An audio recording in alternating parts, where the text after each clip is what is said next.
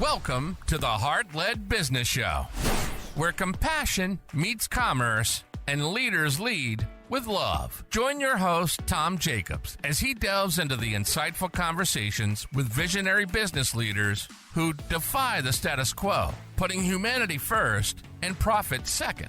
From heartfelt strategies to inspiring stories, this podcast is your compass in the world of conscious capitalism. So buckle up and let your heart guide your business journey. Get ready, dear listeners, because today we're diving deep into the dazzling world of brand strategy with the remarkable Heather Adams. As the CEO of Choice Media and Communication, Heather leads her powerhouse all-female team with a heart full of passion and a mind brimming with brilliance. We'll explore her journey in cultivating soul-stirring stories and launching over 100 New York Times bestsellers. So get ready for a conversation about leading a heart-led business that truly makes a difference. Heather, welcome to the show. Thank you, Tom. I'm so delighted to be here. I'm really excited for you to be on the show as well, because I think my listeners really want to hear your story, especially about how to get 100 New York Times bestsellers out there.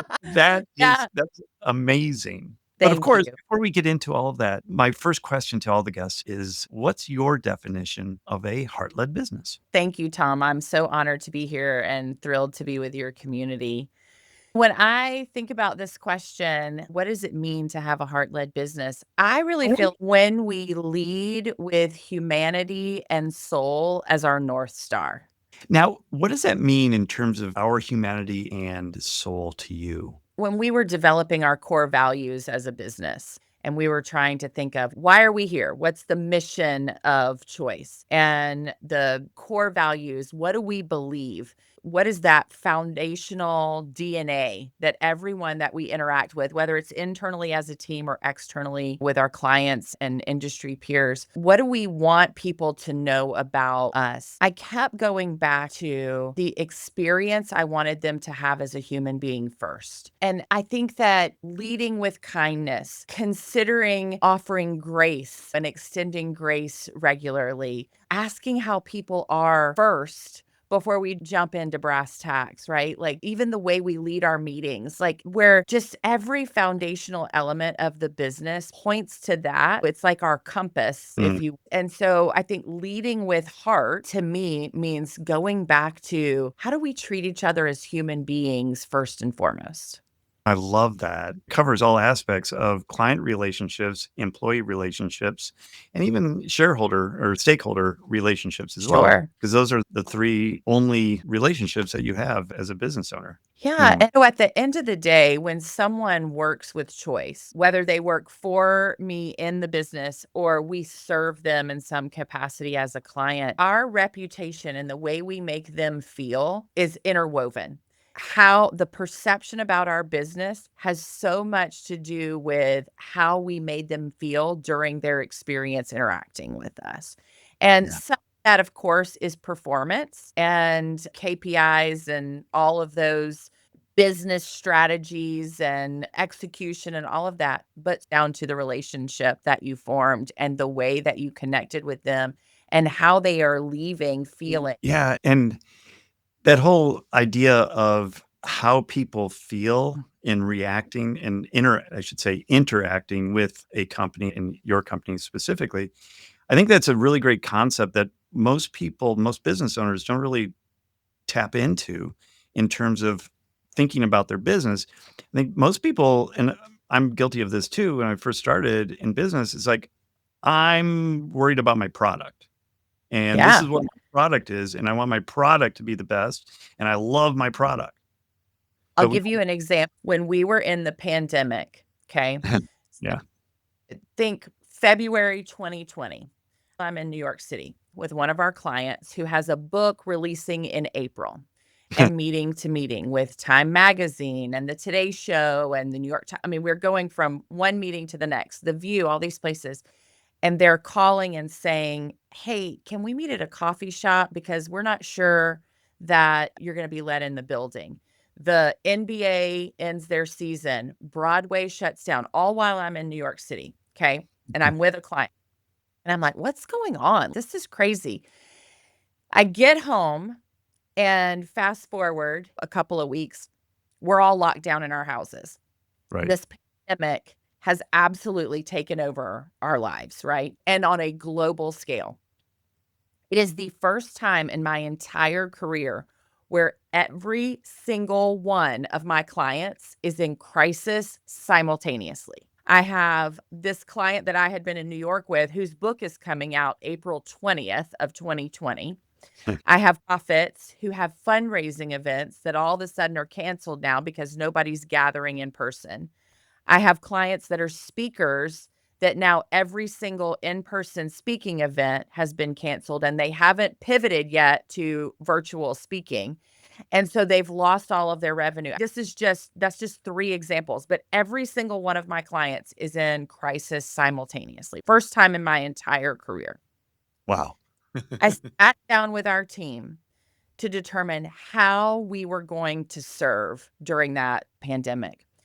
And I remember looking at them, and we were all on Zoom because we're all locked down in our houses. And I remember saying to them, I don't care if we make one dime. I want on the other side of this for our reputation to be that we cared for people during this situation when they were hurting rather than abandoning them or panicking. As my therapist says, anxiety travels down the leash. And so when you're the publicist, when you're the one in charge of crisis communications, if you're anxious, the client's going to be anxious, right? And so what I was doing was I was putting the human beings that we were serving over whether I was going to make any profit or not. I doubled my revenue that year. And I look back at how we pivoted and how we addressed and how we served. And I think so much of it points back to that conversation where we were like, we are going to treat the human beings first and figure out how to serve them and care for them well in this season. Yeah. Wow. What a great turnaround story too. Boy, that everything that I was traveling back to the US for meetings, and I had a couple speaking engagements as well, and that all got canceled Of course. before I even got on I had a 2-day layover in Taipei, and basically I just stayed here and I've been here ever since and just never got on that return flight. There you So, go. yeah, what a crazy time. Be able to recognize what your clients need and all that, and then to also stay true to the heart, because I think crisis like that, people start to panic. And a lot of, if you don't have that firm, solid foundation of the heart-led business, then you're gonna look at the profit. And I need to make profit soon, That's and right.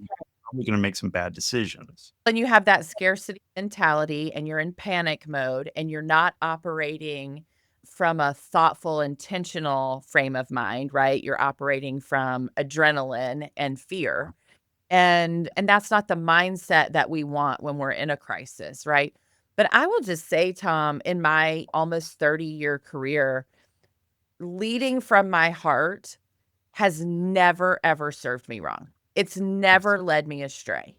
It's never been something that backfired because I treated someone like a human being and cared for them well and prioritized that first. That's a really great lesson too, to just, and I wanna solidify that too on a previous comment that you made about how you make people feel. I pulled up this quote, which I quote quite a bit, and it's Maya Angelou. I've learned that people will forget what you said, people will forget what you did, but people will never forget how you made them feel. That's right. That's exactly right. I own a PR and marketing firm, so I'm responsible for people's reputation and about them, their business, their brand. And so that can get really wonky at times. And so when you lead with that, hey, let's sit down across this table. Let's be thoughtful about your brand identity as we're building the strategy for how to scale and grow your business. What is true to you? What is at the heart of your business? And that's going to be different depending on the client. But it just is absolutely like the North Star that directs choice and has really served me so well as a business owner and CEO. Yeah, absolutely. When you put people first, that will always come back to you in multiples for Yeah, sure. that's exactly right. So I apologize to you and to my listeners here. We didn't even introduce your business. Tell us a little bit about Choice Media and what you do and what makes it a heart-led business. Sure.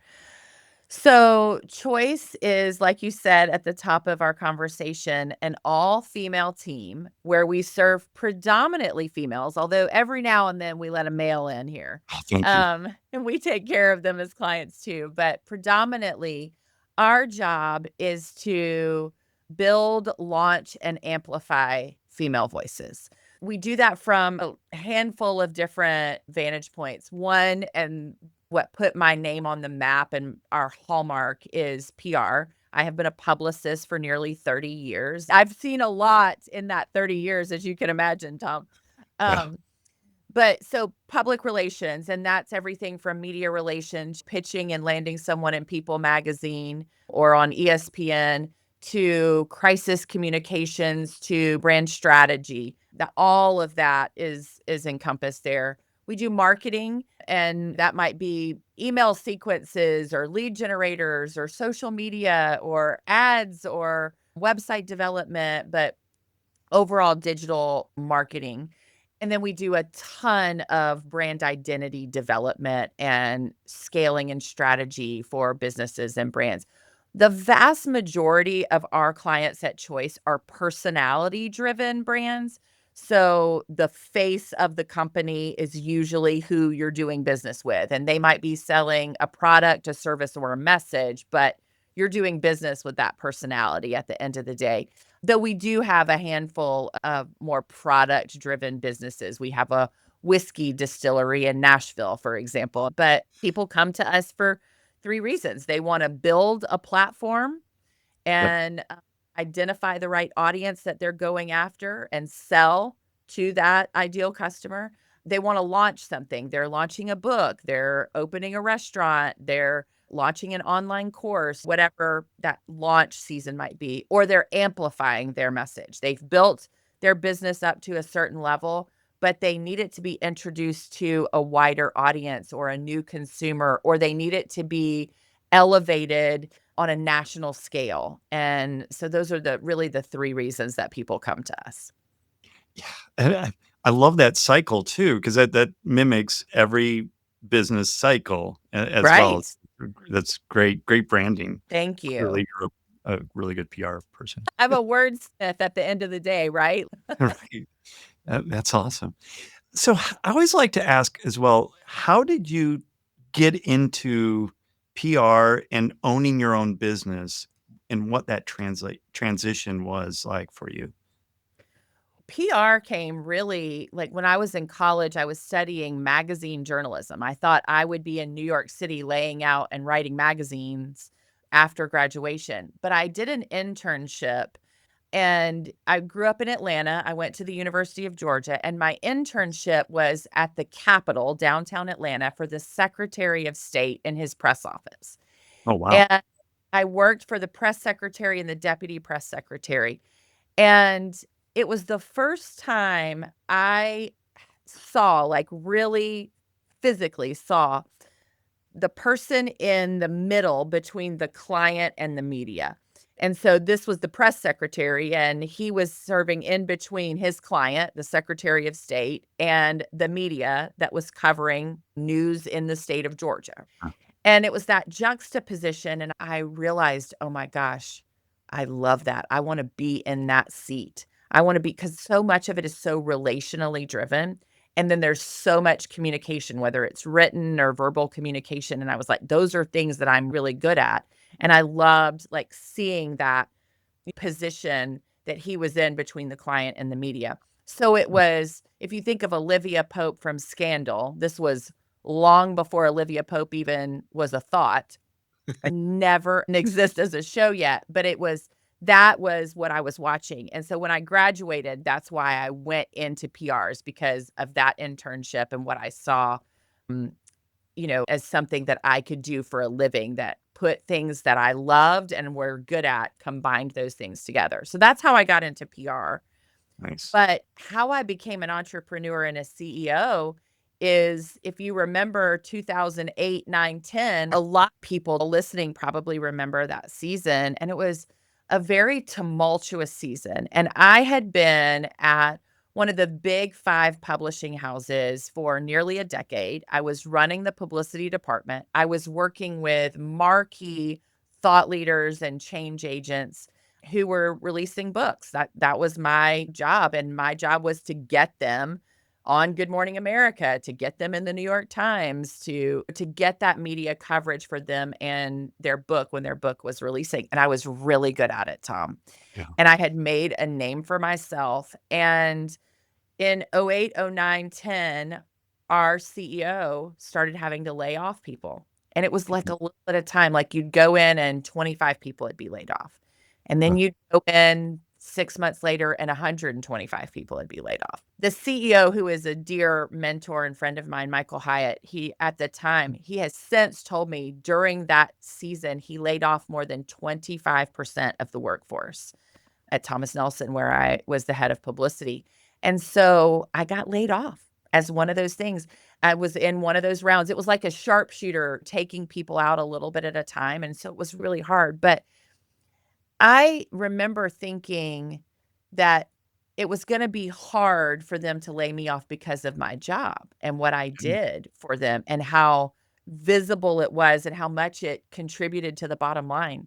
But what I learned was, at the end of the day, it was a business decision. It really hurt my feelings. I had been in New York City that whole week pitching our newest catalog, and I had landed a People cover story and a 6-week appearance on the Today Show. It was like coveted Nice. get. I came home on a Thursday. I walked in on the office on Friday morning and I was let go. That's what started this entrepreneurial journey, Tom, was I got laid off. It was not something I chose for myself. And on Sunday, I got laid off on a Friday. On Sunday, our number one competitor's CEO called me and she said, we've heard what's happened. We need someone to come in and overhaul our publicity department. And we think you're the woman for the job. And we want to fly you to Michigan and we want to get to know you and we want to see if you're interested. And so before I got on the plane to go to Michigan, my husband said to me, don't take your next step out of fear. Fear we can't pay our mortgage, fear we can't feed our children. And our boys at that time were 1 and 3 years old. Oh And my God. we were very much a 2-income household. Like, we needed me to work. And I wanted to work. It wasn't a Mm. question. But Matt saying that to me, Tom, gave me permission to really advocate for myself, my worth. I was very seasoned at that point. I had built a really beautiful career and a name for myself in the industry. And so what I did was I went and I met with them and I said, I love these authors that you represent. I really am impressed by your team. I will come in and overhaul this department. I will build you a world-class publicity team. I will help you transform this aspect of the business, but I'm not going to move from Nashville. I want to stay in Nashville and I don't want to work for you full time. And it was the first time in my career where I really advocated for what I wanted. And all of a sudden, I had a new job on my own terms, making twice as much money as what I was making before I got laid off and not working full time. That is what started this whole entrepreneurial journey that led to Choice later. I did that kind of as a contractor consultant for a few years just by myself to figure out, am I going to keep doing this? Am I going to go back in-house somewhere? And I miss leading a team, particularly of women. I miss like pouring into and handing the baton backwards to the women coming behind me. And so Mm. in 2014 is when I launched Choice. Oh, that's what a great story. And I Thank want to you. just unpack one thing for the listeners. And what a great advice your husband gave you about Right? don't do this out of fear. And this comes up quite a bit, and especially when I'm coaching clients that they make choices out of fear, not Yes. out of just confidence because of time and situation. But if we look back and look open, then it's, oh, wait, I could have done something different. So why didn't we do it in the moment? Why do you think people make choices that don't serve them well when it's under fear. I think it's a narrative we're sold. It's this mindset of that scarcity mentality instead of having an abundance mentality. It's that, oh, this opportunity is not going to come again, so you better take it while you have it. It much like when I started my business, Tom, and a girlfriend of mine who was in the industry, who owned her own business, took me to lunch and she said, don't be cheap. Don't be the one that your reputation is, "Oh, we'll just call Heather because I can afford Heather and Heather is cheap." And she was like, "There's enough business to go around." And she was like, "Don't take a client that you're not gonna serve well, you don't get along with, you don't believe in, just because you think you need the revenue." And that's scary when you start a business and you don't have any income coming in. It's scary Yeah. to turn down and say no to someone. But again, going back to that heart-led business, if I'm listening to my heart and I'm saying, "You know what? I don't share the same values with this client," or "I'm not really enthusiastic about this client, so how good am I gonna be at pitching this client and convincing Tom to have him on his podcast if I don't believe in it?" I think that has always served me so well, but I think it's a mindset shift that we have to make because that's a bill of goods we've been sold. Yeah. Yeah, it's definitely a big mindset, and Yeah. because I think as humans, we automatically go to the negative anyway, that we Of just have negative course. bias, right? Because a saber-toothed tiger might come up behind us at any moment. Yeah. You have 10 really positive complimentary things and there's one negative thing, and what do you focus on? You focus on the one negative comment instead of the 10 really kind, wonderful, gracious things that people have said. Exactly. Yeah.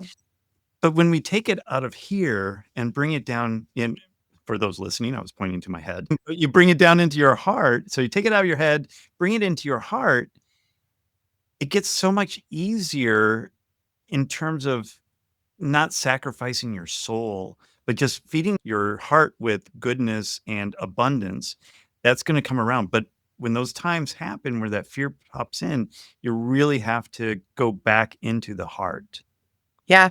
And what I have learned over the years, and of course, I have not done this perfectly in the 11 years I've had my business, but what I have learned is we have to notice it first, right? Notice the Right. behavior, notice the fear, notice the anxiousness. And then we have to say to ourselves in that moment, okay, what do I know to be true in this situation? And then get through with someone else as Mm. opposed to really making an isolating decision on your own. But at the end of the day, whether you call it your heart, your gut, the Holy Spirit, whatever it is for you particularly, it doesn't steer you wrong. Your body knows. And whenever I have gone against it, it has proven itself out. Yeah, absolutely. And it's so funny because you get that. Oh, I don't know about you, but I get that feeling like where that anxious comes up and you're like, oh, something's going on. And then the brain Yeah, takes over. that's And I'm like, exactly right. I need to stop that. Stop that right now. And then you can actually feel that, like if you're in tune with your body, and I think that's what we're saying here is you need to be in tune with your body, in tune with your brain, and realize when that's happening and go, wait, why is this happening? Why Yeah. am I feeling this way right now? There's no tigers or dinosaurs around Yeah. me. Why is What? the adrenaline rising? What's going on? Into fight or flight. Why is that happening? I was like, darn it, somebody gave me a bad review on YouTube. Ah. I was like, oh, I'm just going to stop posting videos now. Yeah, So, I'm gonna quit producing my podcast because one person said they gave me a 1 star. right. Yeah. So we have to divorce ourselves from the brain sometimes and from that fear and Mm. go back into the heart. Do you feel like what techniques do you use to combat that getting into that fear mode?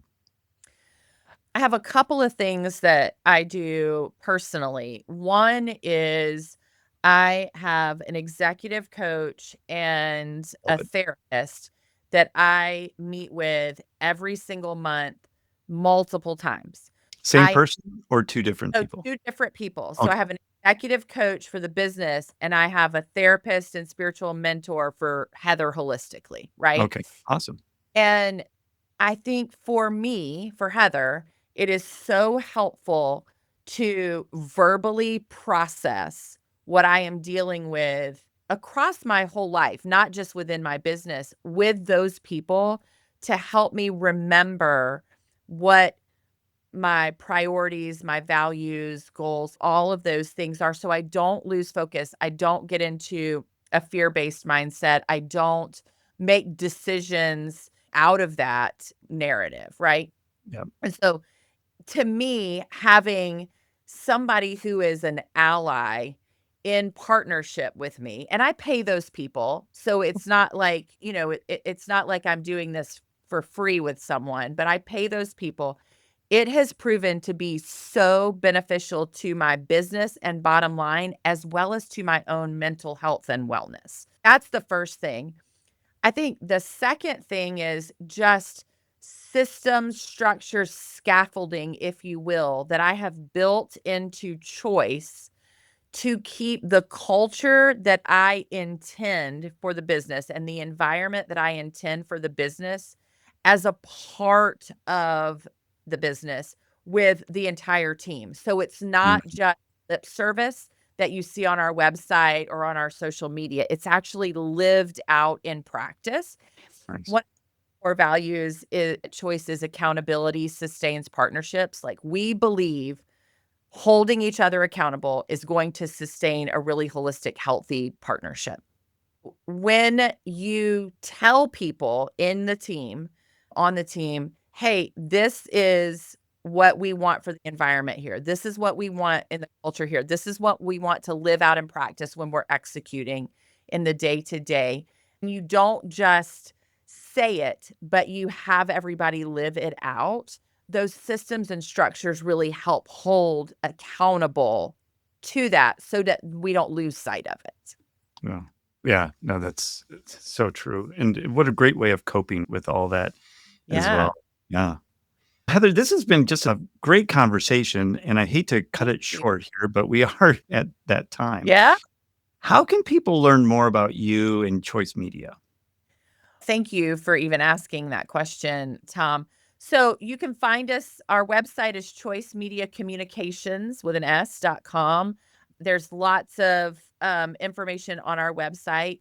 Also, that is our handle on all of the socials. So if you go to Facebook, or if you go to TikTok, or if you go to Instagram, it's Choice Media Communications. And my personal is Heather Dixon Adams, and it's Dixon, Heather Dixon Adams. And it's that at all of my handles, Instagram, TikTok, Facebook, all the things. I'd love to connect with people there. We have a really beautiful community that we have built around the business and around my own personal social media. But one thing I'd love, Tom, if it's okay to offer, if somebody is in business or in that build, launch, amplify stage of their business and brand, I'd love to offer a free brand strategy consult with one of our team members. We'll give you a link that you can offer to your listeners. And that's something we normally charge for, but we can offer it to your listeners as something where if they are trying to figure out how to elevate, scale, grow their visibility, their brand, they're building their brand identity, or they want to amplify it to a new audience, we'd love to be a part of that. So we can offer a link for that consult. Oh, that's very generous. Thank you so much for doing that, Heather. That's amazing. Awesome. Thank you again for spending your time with us and sharing your stories and your knowledge with the audience here and with me. And I certainly appreciate you. It's my pleasure, Tom. What a delight to be with you. And thank you so much for having me with your community. You're very welcome. And thank you, listeners, for watching the show or listening to the show today, depending on what platform you're on. Make sure you're checking out everything that Heather is doing. And we're going to post all of those links down in the show notes, and make sure you take advantage of that offer of getting a strategy call. I think that would be very valuable for anybody that's feeling like they're at the cusp, but not quite sure where to take it and how to get there. I'm sure Heather and her team would be able to give you some really great advice on that, especially with over 100 best-selling authors. So if you're an author especially, I think you should be talking to Heather. So until next time, lead with your heart. You've been listening to the Heart-Led Business Show, hosted by Tom Jacobs. Join us next time for another inspiring journey into the heart of business.